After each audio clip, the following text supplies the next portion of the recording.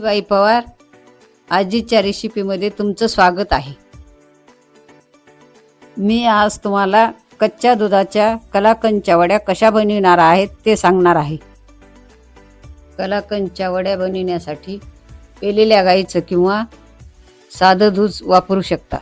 आपण आता कलाकंद करण्यासाठी कच्चं दूध अर्धा लिटर घेणार आहोत।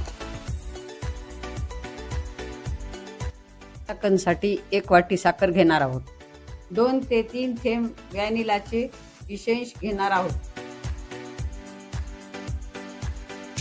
आता आपण अर्धा लिटर दूध उकळण्यासाठी गॅसवर ठेवणार आहोत।